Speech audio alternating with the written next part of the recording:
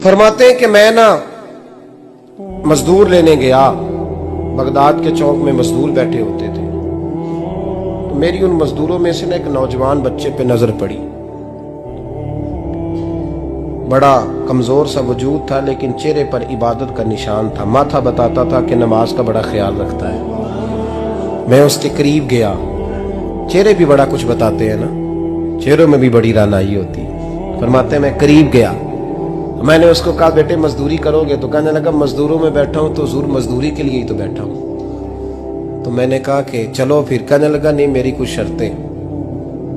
मैंने कहा बताओ? कहने लगा पहली शर्त यह है कि लोग 4 दिनार दिहाड़ी लेते हैं, मैं 3 दिनार लूंगा। मैंने कहा यार बे तो बड़ी बेहतरीन है, बाकी भी इस तरह की रख ले। उसने कहा हुजूर दूसरी शर्त यह है कि मैं आपकी मुकम्मल बात मानूंगा, लेकिन जब अजान हो जाएगी फिर आपकी नहीं सुनूंगा। तीसरी बात उसने ये की कि हुजूर मैं आपके घर में काम करूंगा पर आपके किसी सवाल का जवाब नहीं दूंगा। कहते मैंने कहा यार तू बड़ा अजीब है, शर्तें तो मालिकों की होती हैं।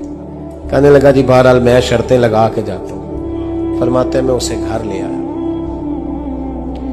काम मैंने उसको बताया तो जो काम मजदूर सारे दिन में करता है ना उसने 2 घंटे में ही कर दिया। हमारे मजदूर सिगरेट पीने में भी तो आधा घंटा लगाते हैं, वो चाय पीने जाएं तो पौना घंटा। वहां उनको भी तो दयानतदारी करनी चाहिए कि नहीं करनी चाहिए?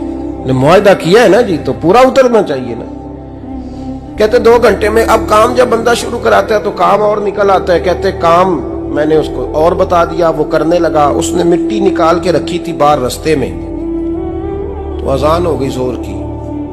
उसने वहीं कुदाल छोड़ी कही और चलने लगा। तो मेरा बेटा कहने लगा इसको जरा बराबर कर दो। कहने लगा चुप कर जा, तेरे बाप से बात हुई थी, जब अजान होती है तो मैं किसी और की नहीं सुनता, सिर्फ अल्लाह रसूल की सुनता हूँ।